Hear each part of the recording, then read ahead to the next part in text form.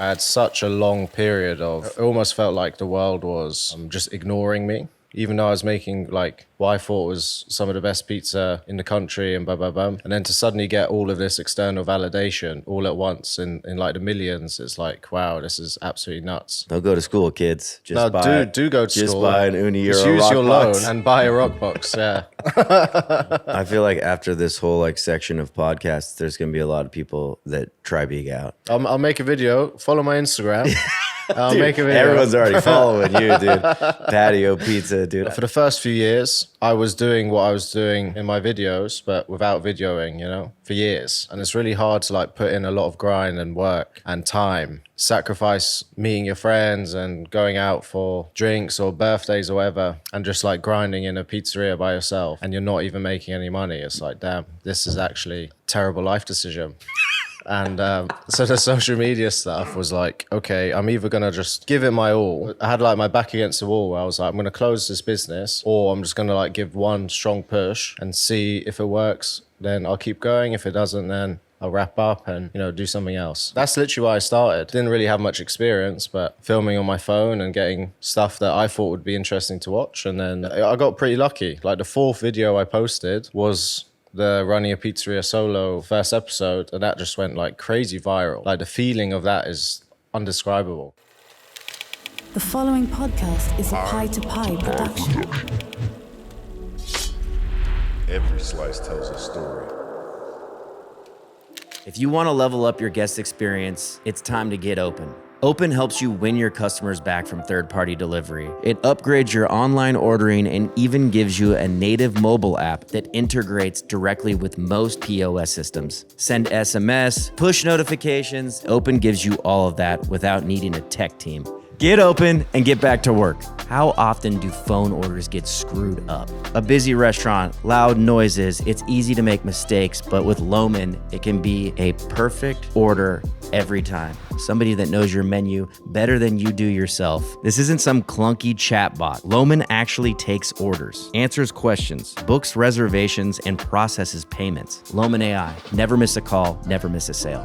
Flat iron pepper. When you pop these peppers, you are gonna know. You can smell it, you can feel it, you can taste it. They are liberating pizzerias from low quality pepper flakes. Stop finishing your pizza with crap. Head to flatironpepper.com and join the Pepper Flake revolution.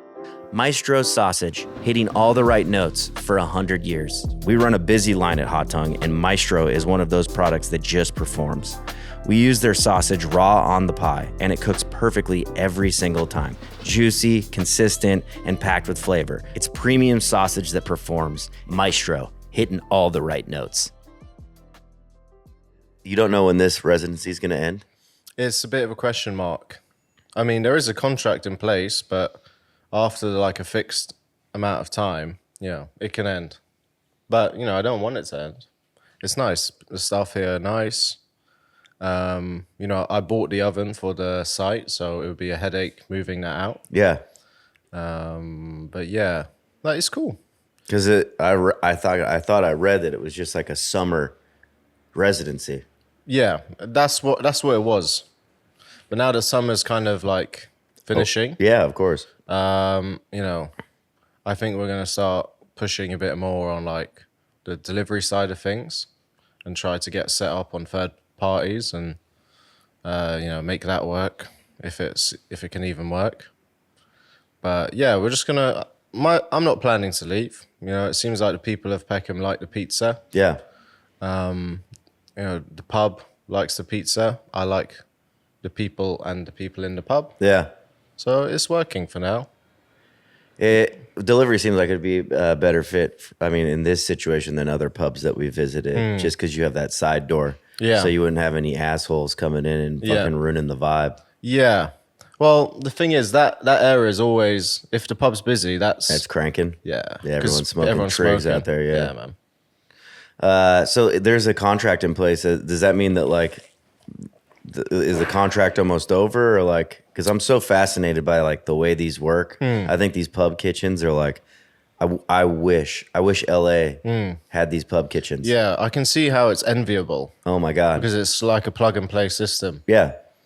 Which is great. we're really lucky that we have a pub culture and people come here to drink. So like, obviously it makes sense to sell food, especially pizza. Yeah. But yeah, usually it's just like a fixed term, like 6 months, for example. And then, the legal stuff of like break clauses after X amount of months and just that kind of stuff. That's typically how it works. And then obviously you discuss with the landlord of the pub, the revenue split or rent, whatever is decided on. And yeah. How do you when you were like going out, or like did you get approached to come here? Yeah, so the kind of owner of the group, he messaged me on Instagram and just told me he had 2 venues that pizza would work in and if I was interested. And at that time, I was at a point in my shop where everything was feeling very samey and quite boring. Mm-hmm. And I wanted some kind of switch up. So, I just thought, yeah, fuck it, let me give it a go. And I'm glad I did because now, like, I'm out my comfort zone and that's a good place to be, Yeah. So, yeah, it's been going pretty good. When you were negotiating that situation, like, did you reach out to anybody else who had been in a pub residency, or were you just like, I'll take whatever you give me? Nah, I probably didn't reach out enough. Yeah. But I did a bit and, just from what I've seen and what I've heard in the past as well, I kind of knew what I should be aiming for. So thankfully, I don't think I'm getting fucked over, which is amazing. Yeah. But, you never know. You Who never knows? know. Yeah, who knows? Are you running this one by yourself? So I like manage it, I order stock and everything for both the shops every week. But I'm really blessed to now be in a position where I've got a team. Yes. Which is like a godsend, and they're amazing team. So I do pop in and out of both shops. I kind of bounce around, but now I've gotten to a point where I've trained up these people. They're good people, and I'm just trying to like make them love their job naturally, obviously. Yeah. And just treat them well, pay them well, and keep things moving. So you have a team at both shops. Yeah. Because obviously, like I feel like you were one of the first people to kind of do this like day in the life shit, like on Instagram. Yeah. And like it really hit, like opening up a pizzeria by yourself and like, so like the idea is that like, dude, you're just a 1-man band. Yeah. Dude, you're doing it all. You're opening the gate, blah, blah, blah. Yeah. Like on like, just for socials, like when you were doing all those things, did you see somebody else do something like that, or did you have that idea? Because I feel like it really took off. Like I don't know if you saw this, but like other people started kind of like, not like that it was like this crazy out of pocket thing to be opening up and like having all these shots, but like you did a very good job doing all of it and editing it all. Thanks. But then to see like other shop owners kind of do the same thing, but like where'd that idea come from? And like, did that growth on Instagram equal sales or growth in your actual business? Yes. Thank God, because that's why I started it. I started social media stuff out of a place of almost desperation. Yeah. Because things weren't going great. Yeah. And I had this kind of moment where, for the first few years, I was doing what I was doing in my videos, but without videoing, for years. Yeah. On a solo thing, So I was really hard. And it's really hard to like put in a lot of grind and work and time and like, sacrifice meeting your friends and going out for drinks or birthdays or whatever and just like grinding in a pizzeria by yourself and you're not even making any money. It's like, damn, this is actually a terrible life decision. And so the social media stuff was like, okay, I'm either going to just give it my all. Yeah. I had like my back against the wall where I was like, I'm going to close this business, or I'm just going to like give one strong push and see if it works. Then I'll keep going. If it doesn't, then I'll wrap up and, do something else. Yeah. So that's literally why I started. And I've always had an eye for like the details. So Yeah. I always kind of thought that I'd be good at editing or filming or whatever. Didn't really have much experience, but I just kind of started playing around with filming on my phone and getting stuff that I thought would be interesting to watch. And then, I got pretty lucky. Like the 4th video I posted was the running a pizzeria solo first episode, and that just went like crazy viral. Like the feeling of that is undescribable because it's at least for me anyway, because it was like I had such a long period of it almost felt like the world was just ignoring me, even though I was making like what I thought was some of the best pizza in the country and blah blah blah. And then to suddenly get all of this external validation all at once in like the millions, it's like, wow, this is absolutely nuts.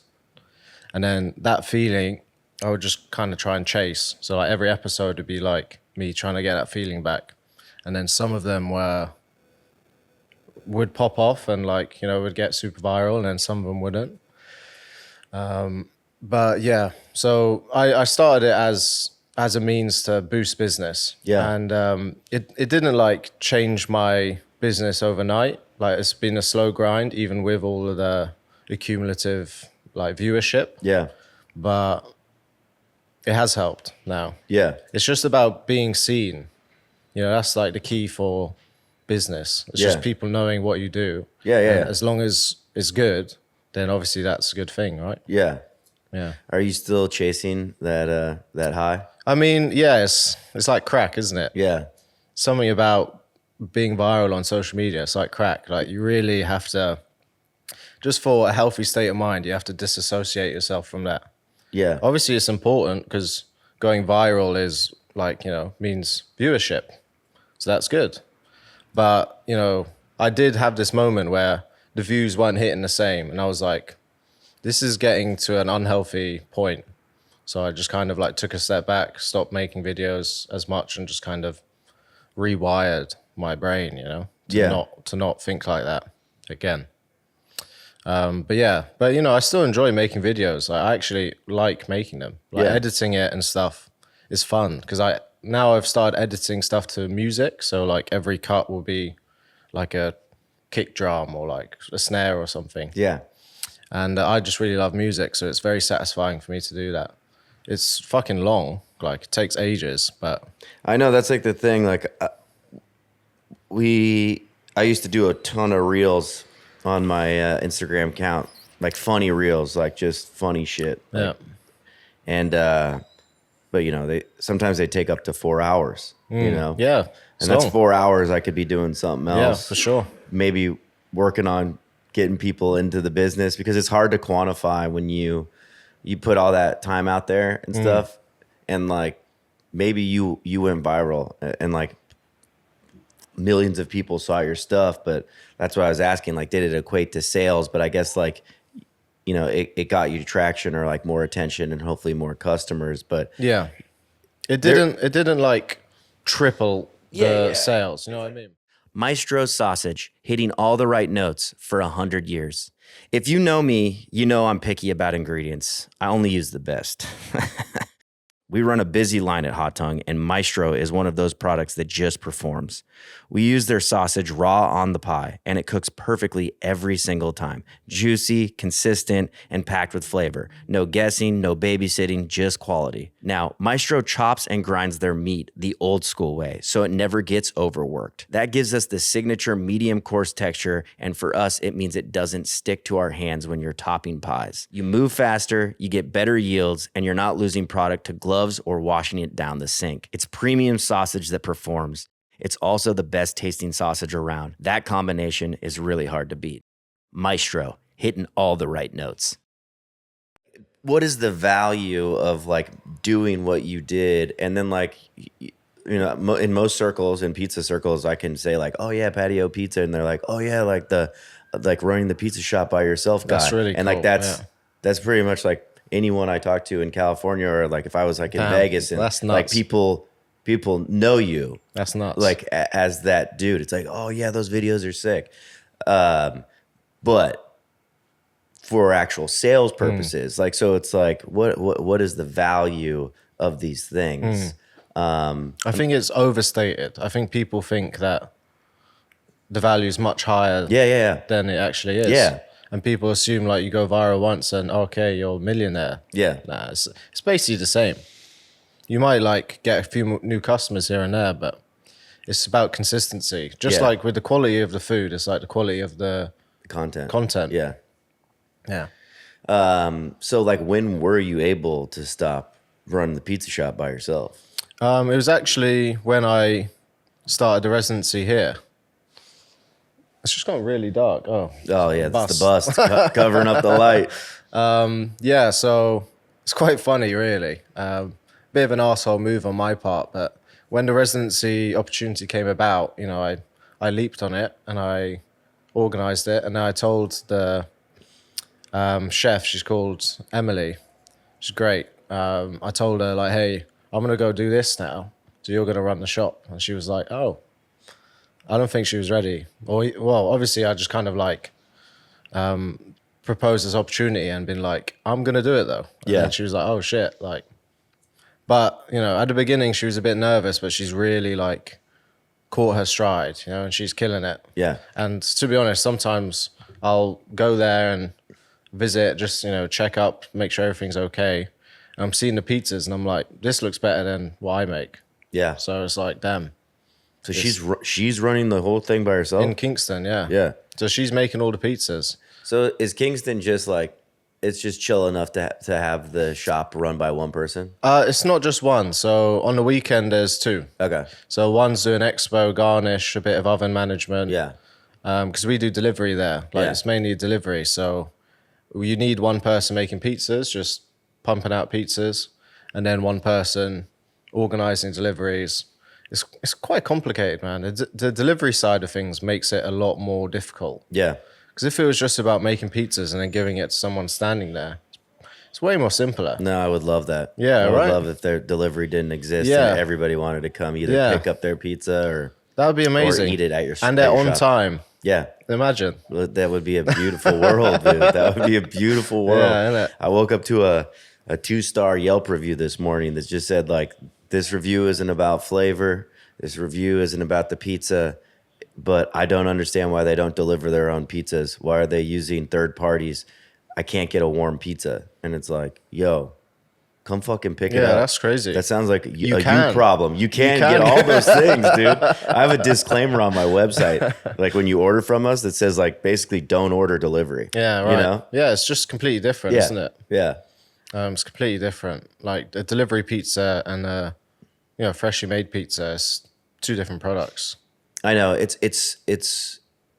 kind of a weird thing, like putting the pizza in the box, knowing that like it's not the same. Yeah, it's not the same. It's nice on these trips because a lot of the time I don't really get to eat pizza fresh out the oven. So it's like when sometimes I forget myself. You know, like I'll take a pie home to my family or something, and it's still fire. Yeah. Oh, come on. It's still good. No, but yeah. Like fresh out the oven on the pan before it's even steamed, like the crunch, the chew. Yeah, that's crazy. Like good. it's perfect. Yeah, for real. It's just sad that like, I mean, Most people don't get that, probably 70% of the customers that I have have probably even never had a pizza out of the oven. Crazy. So it's like you're getting that version of it, you know? And The cardboard version. Yeah, the cardboard version, Yeah, which yeah. is still fire. But Still good. Like that's the thing. It's still great, but it's not the same. And like I think us as pizza makers and like we know the fresh out the oven feel and snap and like taste. It's just unbeaten. yeah, Like I love pairing it with just a Coca-Cola. Mm-hmm. And then like, it's just such a nice sensation. But, even cold pizza's good. yeah, you're right. Sometimes I like cold pizza. And cold pizza is actually my favorite. Yeah. I like It's good. congealed cheese. Yeah. Like you can taste things a little differently. Yeah, for sure. I like the chew. Yeah, the sauce is a lot more prominent in Uh-huh. a cold pizza, which is interesting. Well, it's nice at the pub, though. I mean, most people are obviously dining in. Yeah, so everything's nice and hot. Yeah. So like everyone is getting that, which is like why because in Kingston we delivery operation, but here we don't do delivery yet. So it's like everyone is getting a nice hot pizza, Yeah. which is amazing, and that's like how I want people to eat my food. So, Yeah. yeah, that's why I really like it. It's ideal. And then I like read or saw that like your dad has a shop right next door. Yeah, in Kingston, yeah, And what's that called? it's crazy, right? Pizza box? Pizza box, yeah. Yeah. But it's like completely different pizza. Yeah, it's like I think what you would call Greek style. Like a shit ton of toppings and thick crust. Yeah, Yeah. I think it's called Greek style. Do you know what I'm talking about? Well, like Greek style. Well, there's a I went to a Greek pizzeria where like like the cheese would be on top and it was like a much thicker crust. I don't know what Yeah, Greek, no, what it Greek would be style like that. would be. Yeah. I mean like Greek style in America, not like from Greece. yeah, Greek Yeah. like Greek style pizza. Yeah, Yeah. it's basically that. It's like similar to Domino's. Yeah. It's similar to Domino's. That's what my dad makes. But he's been he's had a shop 25 years, and I'm 27. So I grew up in that shop, and it's crazy to think that where my shop is now, where I make and sell the pizza, that used to be the storage unit for Pizza Box. Yeah. And when I was a kid, I'd work there a lot. And where I'm making pizza now is where I was sat as a kid, like making boxes. Yeah. And it's such like a weird full circle kind of thing. There's got to be some surreal shit. It is weird, man, but it's lovely. Like, it's so nice being able to work with my dad and like grow this thing, It's like really, like, I don't know. It's kind of like picture perfect how it's Yeah. worked out. Was your dad kind of hesitant to have you get into Oh, yeah, man. the pizza game? Be like, The last thing he wanted was for me Yeah. to make to make pizza. He wanted me to like be a lawyer or some shit. yeah. But I got to a point where I went to university, and then while I was there, the only skills I had was like takeaways and pizza. So I started working in takeaways in Brighton where I studied, and I was just bouncing around these pizzerias, and eventually I started working at one called Pizza Face, which was good. I got fired in like 2 months, but the pizza was great, and then I started making pizza by myself. Why'd you get fired? I don't know. I just don't think the manager liked me, man. Really? Yeah, it was a really weird situation, because like I went in for a trial shift, and then the guy who I spoke to was like, "Open a pizza." I opened it, and he was like, "Okay, yeah, I can work with that. Do you want to start tomorrow?" I was like, "Yeah, of course." And I go in, and then he's been fired, the guy who hired me, because he had an argument with a delivery driver and followed him home. And he has like a family and stuff, so then they fired him. And then I get there and I'm like, "Hey guys," and everyone's like, "Who are you? Yeah. I've never seen you before. Like, who hired you?" So, "Oh, this guy's like, oh, we just fired him." So, He's a psychopath. yeah, it's like, "Oh shit, guys." So we didn't get off on the right foot, but yeah, and then eventually they let me go. Okay. But it's a blessing in disguise, because then I started making my own pizza. I bought an uni with my student loan. And then, just started messing around with dough, and I was doing crazy shit. I just wanted to make pizza that I've never seen before. Yeah. That was my whole, like, ideology. So I was putting, like, fennel seeds in the dough and, like, paprika and, like, just weird stuff. And that's where I started messing around with garnish, because I'm quite garnish focused.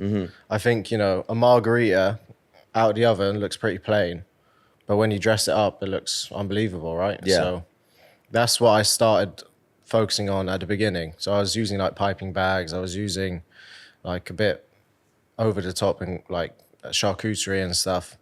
And that's when I thought, wow, like this is actually really good. And then a lot of my friends would come around for parties or whatever and eat the pizza. And I was, making them pizza, and it just kind of snowballed. And that's why it's called Patio Pizza, because it started on my patio at university. And yeah. Crazy that you went to university and spent some of that money on an oven. And, Yeah. And that's what you ended up doing. Yeah, exactly. Don't For go to real. school, kids. do go to just school. buy an uni or Just a use rock your box. loan and buy a rock box. Yeah. yeah. Were you inspired by any certain kind of pizza or pizza maker when you started your journey? A book that you read or Yeah, anything? for sure. I was religiously watching the Pizza Show by Frank Pinello. Shout out Frank P. Yeah, amazing. Like I Zaddy. could probably like that's crazy. I could probably Pizza Zaddy, dude. I could probably like quote any like time section of any episode. You know, I've watched it so many times. Do you think that he liked that the Philly slice? Which Philly slice? The massive one. the chili, the hot dog. It had the Philly cheese in a cheese slice. Oh right, yeah. He did not like it. You could dude. see, yeah, though. he was like, This is interesting. It's like, bro, that is not. He did not like it. Poor guy, Yeah, dude. poor guy. Yeah, but hey, Do you have a favorite episode of that show? I like the Queens one where Action Bronson's in it. I like the Rome one. The Rome one's really cool. Yeah, probably those two. Yeah. I'd say. Yeah. I think it's the New Haven one where he gets like super fucked up and eats the cold slice at the end. You can just like see it in his eyes, He's like been how partying. fucking partying he's been. For sure. Did you ever reach out to him, or have you ever talked to him? No. He's a cool guy. Maybe one day. Yeah. Oh yeah. So you were inspired by that show or his pizza? Yeah. No. Well, the pizza too. I thought what he was making was really cool, but the show was just like it made me realize that I could actually pursue pizza. So it just opened my eyes to how many people are making pizza around the world. Yeah. You know? And I thought I have as good as a reason to make it my profession as anyone else, right? If not more so, because that's all I know. You know, I don't really know how to do anything else.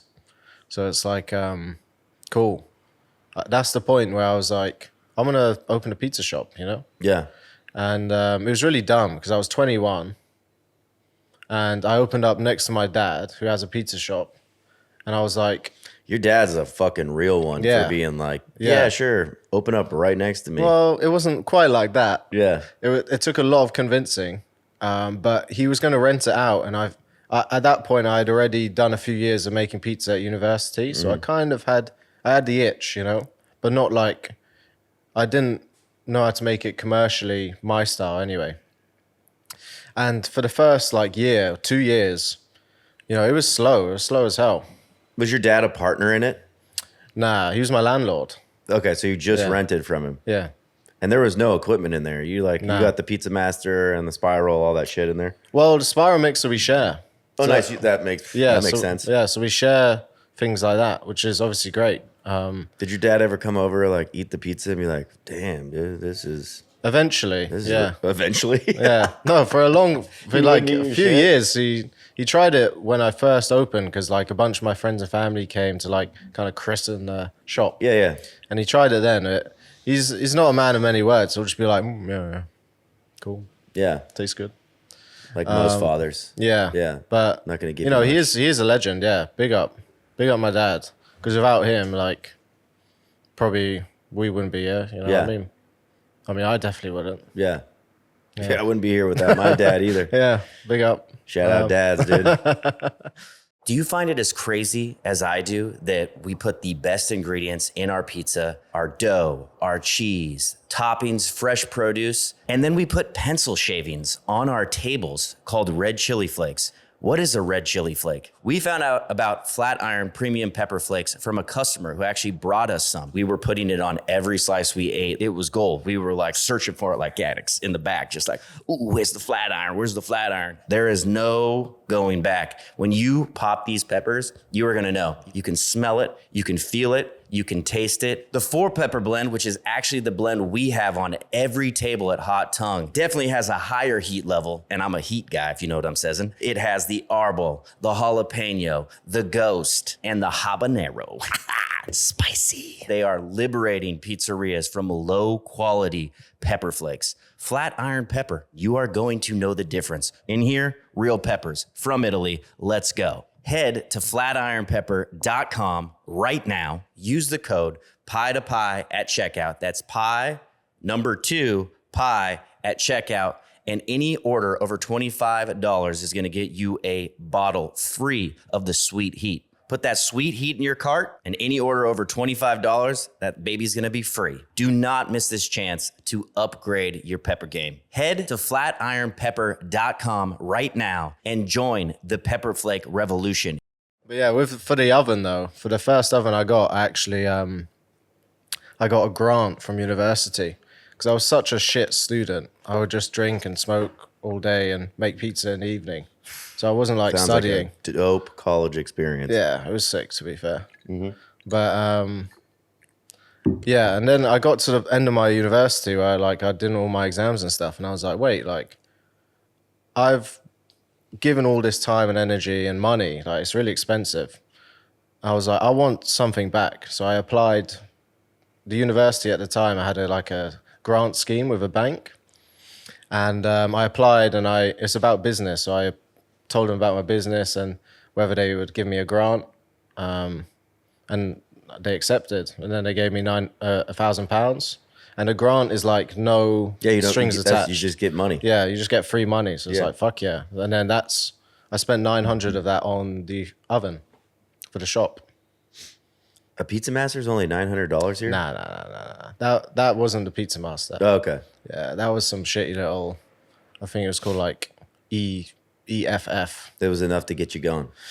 Yeah, it got me started. But man, that first year was hell because it was COVID, and everyone in this country, we had a furlough system where like no one would have to work. Yeah. But you'd get 80% of your salary. Yeah. And obviously no one's going anywhere. People Everyone's be at spending, home. yeah. So everyone's getting delivery. And we had just opened, so we were a new spot. A lot of people wanted to try us, but I could only cook 2 pizzas at a time, man. And I had like 10 tickets, and it's like, shit. Some people were waiting 3 hours, bro. Yeah. And I'd burn their pizza. Yeah. And I'd just be like, damn, this is the worst feeling of all time. Yeah. And at that point, that's when I got the Pizza Master. And that was a big upgrade. That was my first big boy purchase. Yeah. And it felt really good. Yeah, and probably changed the game. Oh, yeah, man. I mean, we still got it. We're still pumping pizzas out. What's your bake time? Like 3-4 minutes? Yeah, and what are you baking at? 333. 333. Angel number. 666. Well, no, that's the devil number. Oh. Yeah. And 999. Yeah, dude, y'all be cooking hot out here. Yeah. It's 333. What is that? Is that like, that's over 600 Fahrenheit? I don't do Americans. I don't do Americans. I do things that make sense.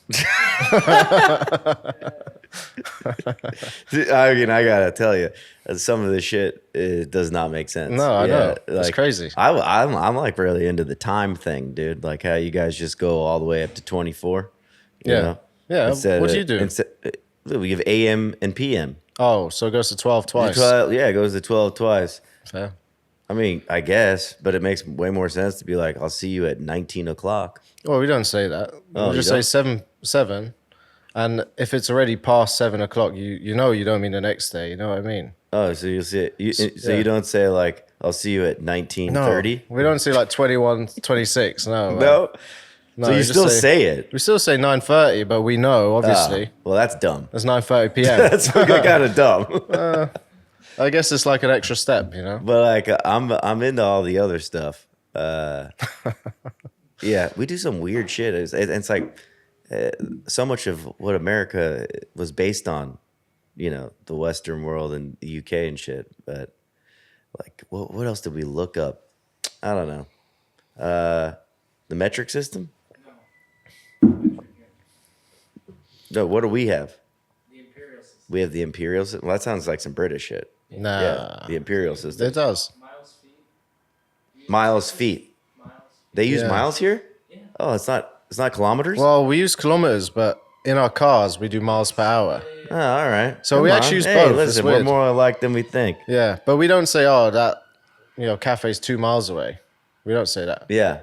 We'll be like, oh, that cafe's like 2 kilometers away. Yeah, and the same thing with pounds. It's like Yeah, we do kilos. kilos. So, yeah. We don't do Do pounds. 50 kilos. Do 100 pounds. Is that, what is it, 2 to 1? I don't know. I made that up. Oh, okay. But That's Yeah. so, So it's almost. is it? 1 I to thought it was 1. the other way around. Yeah, it is. Pounds is more. Yeah. Yeah. Dude, Fair. we're just smart guys figuring it out. Yeah, we're clever. We're clever. We're smart. Yeah. Well, I don't know if we can say this, but I don't know if you know if we were recording. You're looking at doing a third spot. Can you say that? Yeah, potentially. I Yeah, mean, it's you're like looking at it today? early stages. Yeah. Would you ever want to open up another brick and mortar? Maybe in a more central location, Like where is central location? like a place that just has good footfall. Okay. Like would love- Soho? That's a bit too central. Like a nice balance where there's people, but you're not going to pay $1 million a year in rent. Yeah. Somewhere in the middle of that. Okay. Would you ever do a slice shop? Yeah, I would love to. Yeah. Yeah. Yeah, I feel like the next time I come here, there's going to be a lot of slice shops. Yeah, they're already popping up. Yeah. Have you been to Bread Stall in Yeah, Soho? we went to Bread Stall on Sunday, talked to Seb. Yeah, the Cool fucking guy. place was cracking. Yeah, man. It's It was busy. it was cracking. Pizzas, did you try the pizza? Yeah. It's interesting, right? Yeah. Because it's like really crispy, but they cook on screens. Well, that's that twice baked, that double baked that he Right, does. the reheat. And it's like super bready. Super ready, yeah. Yeah. But it's light as well. It's It's weird. incredibly light. I mean, you can see like it's well fermented. Yeah, and for like sure. you can see the open crumb. Yeah. Really nice. It's really interesting pizza. I mean, every piece of pizza we've had on this trip has been completely different. Like so different.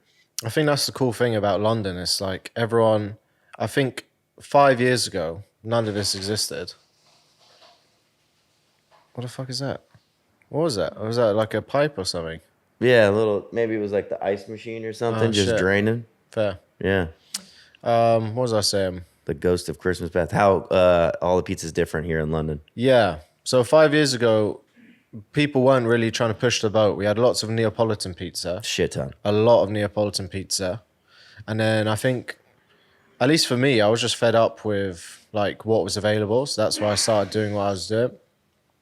And apparently that was in the air because like loads of people thought that at the same time. Yeah, And, now we have all this really good pizza. It's just been worked on and honed on for half a decade. And now like we're where we are now. And it's really cool. yeah, it's gonna get crazier too. But everyone has said kind of the same thing that there's like more and more pizza spots opening up. There are. It's like a weird thing that you'd think London would have had like a bussin' like pizza scene like this. I was asking a couple of people like why they thought it took so long. Cause like Neapolitan has just like owned this place. It has. All the same names came up like Yeah. Pizza Express. Yeah. Pizza Pilgrims is Neapolitan. There's a ton of them. Very I've talked to those Neapolitan. guys. Those guys are rad. Yeah. They're cool. But like this thin and crispy thing is kind of like a new development. It's new, man. But it's been around in America for a long Forever, time. yeah. Yeah, I don't know. I think for us, pizzas, it's either been Neapolitan, which is you'd get in a restaurant 9 times out of 10, or if you were to get delivery, it would be Domino's. Yeah. There wasn't like a middle point, you know what I mean? It would be Domino's, my dad's pizza style, which is the same, or Neapolitan. Yeah. There wasn't anything else. So that's, I think, where this new wave of thin and crispy in London anyway has come along. Because that's how I like to eat pizza. Yeah. I like texture. Yeah. I don't just like soft and like cheese that is congealed, but in a bad way. Do you use semolina? Sometimes, Yeah. most of the time I just stretch and flour, Yeah. but sometimes I mess around with it. Yeah. And is it on? You do a wood paddle? No. Yeah, Yeah. wood. You do a wood paddle. Yeah. I just my two favorite slices that I had. I like semolina on the bottom. Yeah, it's good. Like when it's just straight flour. Sometimes if it doesn't get dusted off, it's kind of bitter. Yeah, for sure. Yeah. It burns. Yeah. Yeah. Semolina is it's good because, like you just said, it adds that crisp in it. So Yeah. It helps with the crisp too. Do you use sourdough? I kind of use A little hybrid? a lot of stuff. I use Ooh, many okay. different things. So we started fucking around with Bega. So we Beeg is use- big here, dude. Yeah, A lot of people people love be Beeg. fucking with the Beeg. Yeah, for sure. It's just like a really nice way to make dough. Justin Biga. That's crazy. Soul ties, Yeah. crazy. I just like it. I don't know. I like Bega. I haven't really messed around with Polish too much, but I used to solely use sourdough, but then if I took a couple of days off, they would die, and I Yeah, got frustrated pain at in the that. ass, dude. So we use industrial yeast and we use Bega. So I really like it. The way we stretch the pizza, we kind of push a lot of the air out anyway. Yeah. So with the Bega dough, it's nice that what's left is like really flavorsome and like it still has like good, good qualities. It's not just like a thin cracker. It's like there is like these layers to the dough, which is Yeah. great. And I think Bega provides that. But it's taken some development for sure. Loman AI is a very powerful tool that every pizzeria should have if you have a phone. On past pods, I've said throw your phone away, and this is me eating my words. You can pick a voice. We have Marissa. She sounds fun and energetic. And there's even like background noise to make it feel like they're calling somebody that's in a restaurant. To be completely honest, she can answer questions better than I can about my own restaurant. I'm not trying to replace any humans, but I'm telling you, nobody at my restaurant is dying to answer the phone. It just fixes a problem. It really creates a better customer experience. This isn't some clunky chatbot. Loman actually takes orders, answers questions, books reservations, and processes payments. Upselling is hard to train too. Please offer them a salad. Do you want a drink? It's just stuff that we as humans forget to do that Loman does every time. By not using Loman, I guarantee you're leaving money on the floor. Set up a demo and see for yourself. Link in the description. Loman AI. Never miss a call, never miss a sale. I feel like after this whole like section of podcasts, there's going to be a lot of people that try Big out because Hey. everybody is... Try out.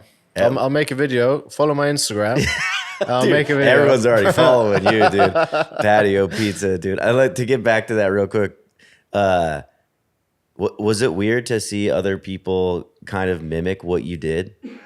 I mean, it was flattering for sure. Was it, or were you like, come on, No, it was flattering. that's what I did, dude? I like to see that. Yeah. 'Cause that's the whole reason I kind of put it on show was I think the world is so big, and if people see me in wherever they see me, like sometimes I look at my analytics and my like top 3 most viewed cities is like London, New York, and Santiago, Chile. It's like that's crazy. So if they're out there making like pizzas like I'm making, Yeah. that's cool. Like Yeah. that doesn't affect me. That just makes more good pizza available to more people. Yeah. And that's kind of like what I'm about. So, I'm not scared of showing what I do on the videos, but I do also like teach people how to make pizza as well. So if someone wanted to like get a full on, from 0 to 100, start a You do some pizzeria. consulting? Yeah. Yeah. I've consulted all around the world now, which is nuts. Really? Yeah, man. I went to Australia. Oh, shit. Yeah, I've been to a few places. And it's really cool. And Instagram has been the vessel for that. 'Cause That's incredible. no one would know who I am without social media stuff. So you went to Australia and helped open up a pizzeria? Yeah, man. It's called Donny's in Brisbane. Yeah. I was there for 3 days. Fuck, that's a quick trip. Yeah, bro. How did you help open up a pizzeria in 3 days? We did the dough program. We did supplier testing and equipment. In and 3 days? Yeah, in and out. And bro, that flight is 24 hours. They couldn't pay for an extra 2 days, dude? I couldn't stay for longer Oh my god. because I was running the shop. How did you develop once you got there, even if you had the perfect recipe, wouldn't you have had to like need some time for fermentation and when I landed, we went straight to the pizzeria. man. It was savage. Yeah, it was that savage. is savage. But they were really nice guys, and they met me at the airport. And then, obviously I was extremely jet lagged because I had just spent 24 hours in the air. Yeah. Down under. Yeah, down under. But, I was aware that we only had a short amount of time. So Yeah. I was like, they were going to drop me off to the place I was staying at. I was like, nah, like we need to go make some dough. So we went and made a batch of dough, and they already had the flours that they were thinking of. So I said, okay, we'll use a bit of this, and these hydrations, blah, blah, blah. and we made a batch of dough. I ran them through the whole process of how I make dough and stuff, fermentation. And then the next day we were making pizzas. You know, they already had a pizza master in there. So they had some, we already had some back and forth via emails and WhatsApp and stuff, you know.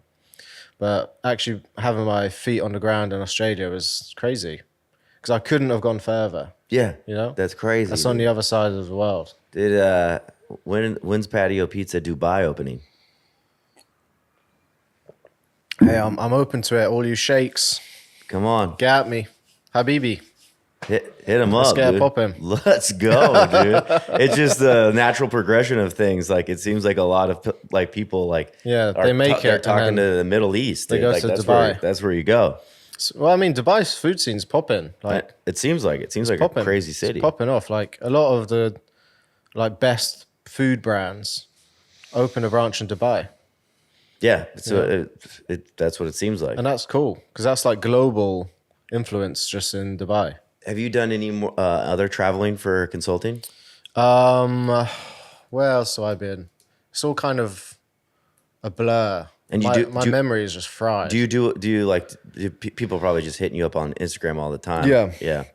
I've done some online consultancy for this guy in America. I've where else have I been? Your pizza looks incredible, by the way. Oh, thank you. Really wonderful. Thanks. Yeah. I've had people, a lot of people come to me as opposed to me going to them. Yeah. That's kind of like a novelty. That's if someone wants me to evaluate their workspace, their supplies, blah, blah, blah. And obviously there's a higher price tag to that. Yeah. But the majority of people, they'll plan a trip to Europe and then they'll drop by to my pizzeria and then we'll do like a 2-3 day session Oh, together. nice. So, you know, I've had people from Amsterdam, Guatemala, Yeah. all over. Yeah, it's nuts. What kind of advice would you give me if I said I wanted to do a summer pub pop up Where? next year? Where? Here? In England? Yeah. Sounds good. Just not in Peckham. What about Bristol? Yeah, Bristol's nice. Yeah? I've never been, but I've heard it's pretty nice. Yeah. Yeah, man. Have you been? No. Where is it? Why are you saying Bristol? I don't know. I'm just saying. Like, is that far enough away? I think so, yeah. I mean, it's like a good hour, at least an hour. Really? Yeah. From here? Yeah. It's probably a lot more, actually. Oh, okay. I've never been there. Okay. I don't know. I'm just like, I just wish that they had these pubs that you could sneak into. Or do you not have any kind of venue that's like a drinks people drink at and you could just pop a Usually pizzeria the in way there? that it works in America is that you do pop-ups, but you do the pop-up like right outside, like on the street. Okay. You set up all your Gazebo. shit. Yeah, like you're out there on the street with a Gosney or like a ton of Yeah. them. But like this is like allowing you to like get your brand out. I don't know. Like I love this. I love this. And then It's amazing. It's a lot, probably a lot of the reason is because there's like the building codes and the alcohol codes, like to have a kitchen that serves food. There's certain things in America where you have to serve like 51% food and like weird. your sales have to be different and then your liquor license changes if you have a kitchen in it. So it's not that popular. Like a brewery would be, there's so many breweries that would do well with like Yeah. a kitchen, sure. they can't have them because of their alcohol license. So they have that's- food trucks and shit. But so many people would stay there. Yeah. They would help each other out. Of course. you know. It's a partnership. Yeah, You know, that's why the pub situation works is people stay, they eat, they drink more. yeah, And when people drink, they order food. So it's like, you know, everyone benefits. yeah.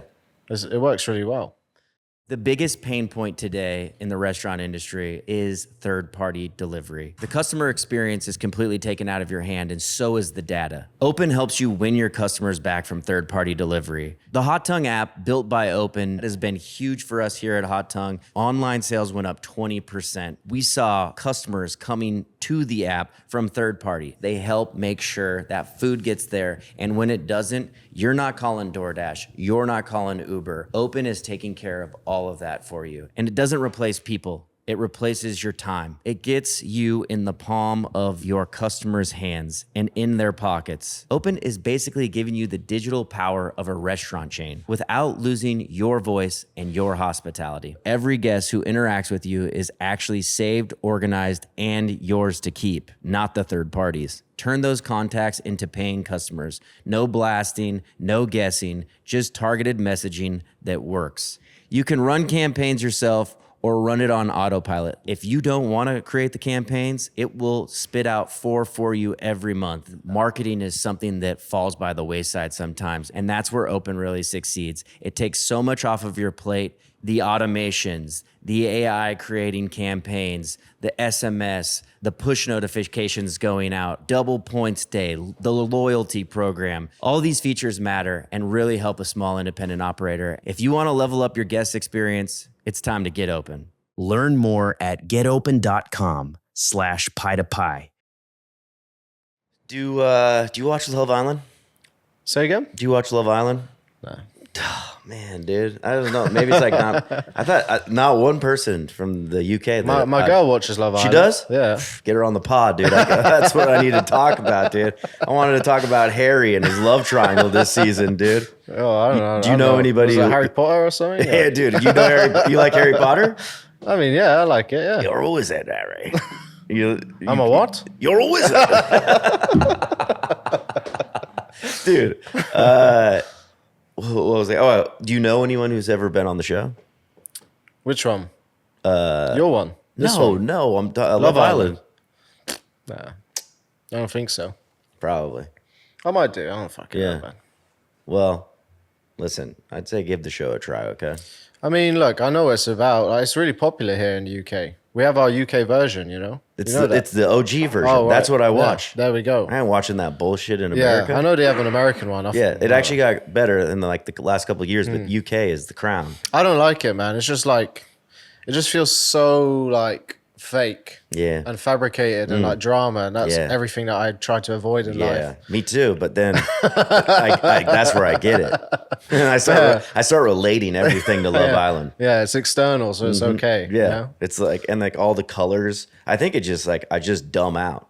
Yeah, I'm fair. just like It is like oh, reality they're going TV, for another innit? chat. Oh, they're in the hideaway. Yeah, Oh, look crazy. at all those colors. Whoa, where have they gone? Yo, what is this show, dude? Have you ever messed around with any other styles outside of the one that you have? And Yeah, I was doing Detroit's for a good amount of time. yeah. What's up with the squares here? So, certain people do them. It's not a big thing. Yeah. Like if people do square pizzas, it's usually Detroit. Not many people make Sicilians. But I'm gonna fuck around with Sicilians. Fuck around and find out. Yeah. I used to do Detroit's in Kingston, but the problem with Detroit's, we were baking them through my dad's oven because he has a conveyor. Nice. So obviously that cooks the Detroit's a bit better. Because at the temperature we're cooking our pizzas, you can't chuck a Detroit in there. We were baking them 6 to 8 minutes in the conveyor and then taking them out, taking them around the back of the shop where we had some sauce on heat. Yeah. And, it was just a bit of a logistical nightmare because Yeah. we were we had our main pizza operation and then suddenly we had Detroit's, which was kind of flying around everything else. Yeah. And I was trying to save money on labor where I could because it's very expensive here. So I realized that Detroit's need an extra pair of hands simply for that. Yeah. And I couldn't justify it. We were selling them and people liked them and they were good, but it just didn't make sense financially. So I stopped doing it. Yeah. Too much. But I think with Sicilians, if we par bake them, we were par baking the Detroit's as well, but then we par bake them, chuck them in the same oven that we're cooking the pizzas in. Yeah. And that should work, right? Yeah. So I think that's what we're gonna do. Yeah. I know there's Detroit pizza here and there's a couple other people doing squares, but the Tom from Vincenzo's, he made a grandma that was pretty fucking fire. Yeah. And grandmas are nice because you can cook them from raw. Yeah, And he cooked it at a fucking high heat too. Everyone's in the 600s, he cooked it at 365. Really? Yeah. Right, that is high. That's fucking hot. Yeah. He kind of par baked it and then sauced it. and cheesed it. Right. But all from raw. Your oven is he's huge in comparison massive. to like a lot of the oven. Everyone kind of has the same Pizza Master, like 732. the 732 is like what everyone has. Yeah. That one's kind of a beast. It's And massive. you do 14-inch pizzas? We do 12 and 18. Okay. Wow. Okay. Yeah. So you could crank them out there. Yeah, man. We can do 3 larges a deck. Yeah. Just about centimeters space, but yeah. What sells more, the 12 or the 18? We sell more 12, but like the 18s they're my favorite. Yeah. I think like having a big pizza on your table is like such a great thing. Is it know a what I mean? pain in the ass like doing different sizes of dough? I mean, the only pain is trying to guess how many you're going to sell. Yeah. But it doesn't actually change anything. You know, everything's the same. You know, you just ball it at a different weight. We don't sell that many larges. You know what I mean? So it's not like if we overestimate, it's not the end of the world. And, you know, sometimes we just chuck a dough ball into our next batch of dough when we're mixing. So that gives, good things. I love chucking old dough into the new batch. I've been doing that for a long time. Gives it a bit of character. Yeah, a bit of flavor, a bit of like, it's like steroids for that new batch. you know? Yeah, just juice it up, a little man. creatine, Exactly. a little crack. Yeah. And, but yeah, no, I like larges, but not a lot of people sell larges. Yeah. Like 18-inch pizzas. Yeah. The smaller pizzas are a lot easier to open too. Yeah, for sure. A little easier to train. Yeah. Easy peasy. I want to like do a tavern style pizza concept where we just like make a really delicious dough recipe and then we just put it through a sheet roller. Fuck yeah. Make it easy. Easy as hell, but it'll still be good. Yeah. Right? I haven't fucked around with it, but I think that would be like, you know, the most trainable pizza style, right? Well, yeah, I mean anything with a pizza press. I mean the oven management but opening up a dough ball correctly and consistency Yeah. so there's no thin spots is It's hard. definitely the hardest thing to train. Yeah, for sure. The next concept that I wanted to And that I fast want as well. that I want to open up, it would be a bar pie. Yeah, like for tavern sure. situation because like it's kind of like squares where if you cure your dough or like then people are just they're just grabbing skins and topping. Yeah. So like most of the prep work is Yeah. out of your hands. It's pretty dumb. Yeah. But I'm always cautious where I don't want to end up in a situation where obviously that's ideal for the service, but then like how much prep is having to be done before that? A lot. Exactly. Yeah. So it's like you are speeding up service, but then you're paying more on labor because you have a whole nother process instead of just opening the pizza there. So it's like a balance, isn't it? Yeah, no, like exactly. I mean, you're gonna have to have the labor somewhere. Yeah, The for sure. the greatest part about it would be the amount of consistency you would have, because every shell would be the same because it was prepped the same. And then if you have your portioning cups and shit, every pizza is exactly the Yeah, same. right. Which is what you want. Yeah, for the for most sure. part. I've never actually cured the dough. I know that's what tavern style calls for, but I've never actually done it. You don't have to. Have you had Short Roads tavern style? No, I haven't Dude, actually. it Yeah. was choice. Has he cured it? I don't think so. I think he just rolls those mothers out. Yeah, tavern style is nice, man. Thin and crispy. And then crispy. And it's cut into squares. Cut into squares. That's Get, cool. Get wild. It's perfect for a pub. Perfect for a pub. Keep people drinking, nice man. and salty. Yeah, for That's sure. the greatest thing Little about pizza. bites. Yeah.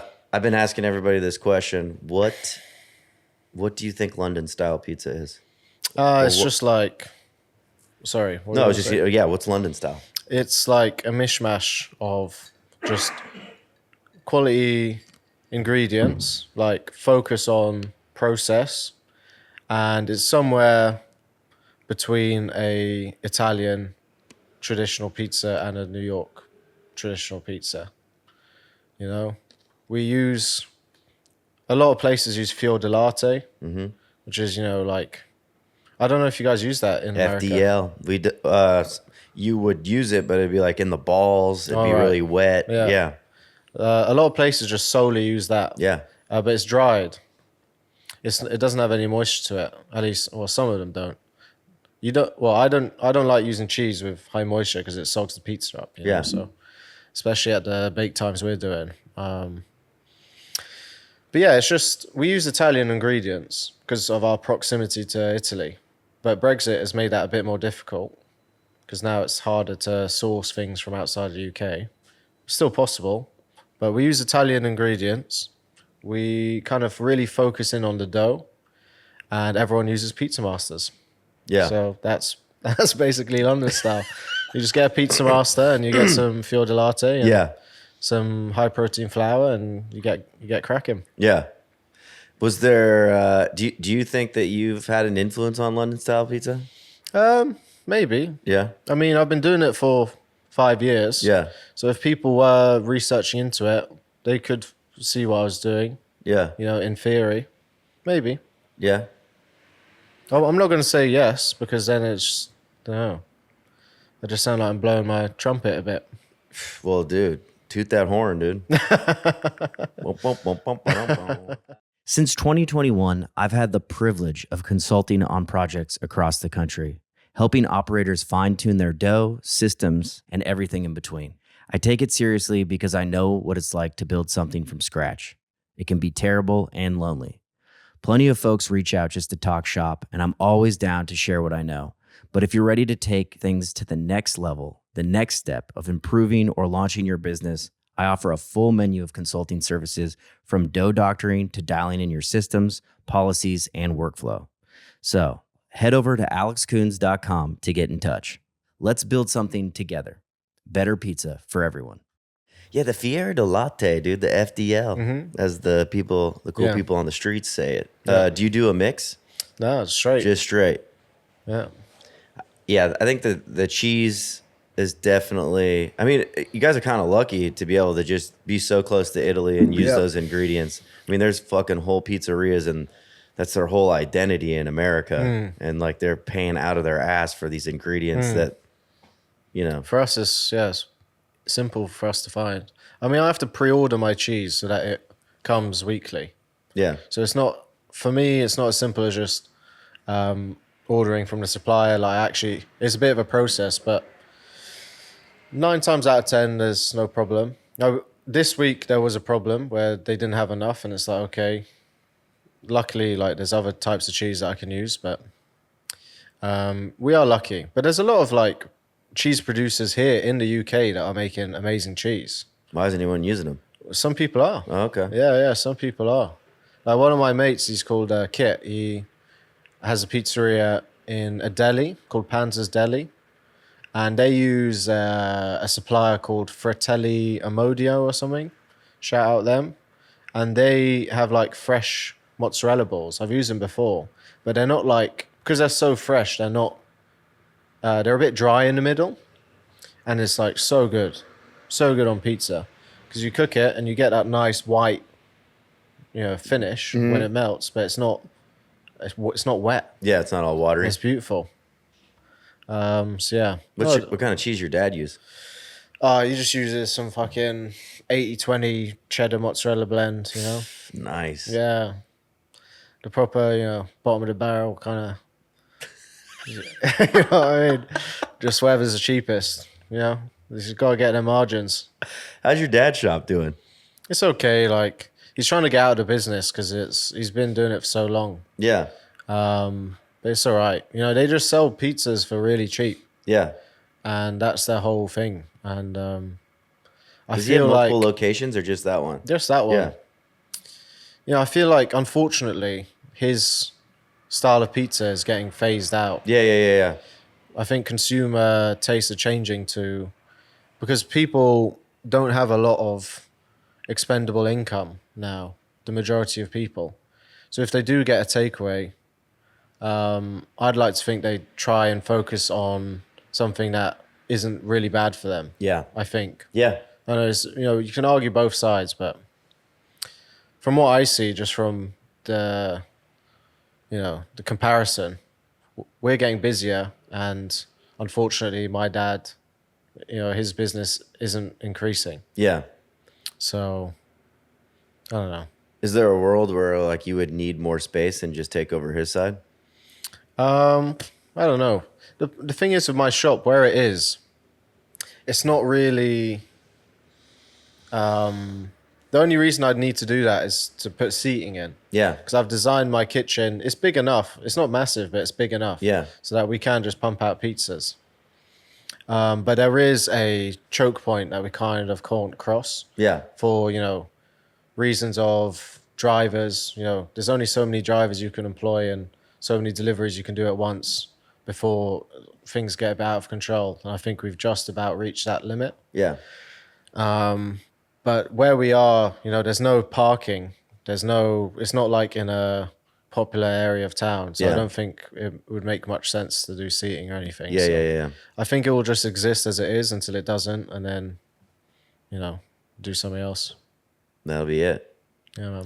I'm gonna ask you one last question. Sure. If you could go back 5 years from now, before when you were just making pizzas out on the patio, what advice would you give yourself? Just don't get complacent and don't get too comfortable. And just push. Like, don't waste your time. You just got to push. And if you feel like things are going bad, you have the power to flip that around. So, yeah, just don't forget that it's in your hands, you know? The dough and your future Amen. are in your hands. Amen. Damn, dude. All right, let's leave it there. Thank you so much for giving us your worries. time this morning, man. Thanks for coming to London. It's brilliant to meet you. Yeah. It's crazy to meet all these people that I stalk on the internet. Likewise. On my couch, and Right. I love what you're doing, and you. I know you're gonna do great things, and I can't wait to come back for my pub residency next Yeah, summer for sure. and have you come taste my Yeah. pizza. There's a pub called the Red Bull. There's a across Red the Bull road. over here. Yeah, just no, pop up there. I'll stay out of Peckham, dude. I'll stay out of Peckham. I'll go to Birmingham or something real Nice. far away. I wouldn't do that. Yeah. but Okay, I won't do that. All right. Thanks, dude. No worries, All man. right, Thank you. Later. Hey y'all, if you love what we're doing here on Pie to Pie, the best way to keep it going is to support the show directly. You can donate, subscribe, or even buy us a coffee. It all helps us keep bringing the real stories from the pizza world straight to your ears and eyes. A little can go a long way as we try to keep bringing you the best of the best. Hit the link in the show notes or visit our Instagram link tree to chip in and help us keep the ovens on. As always, love, trust, and pizza dust. Pie to Pie forever. Let's go.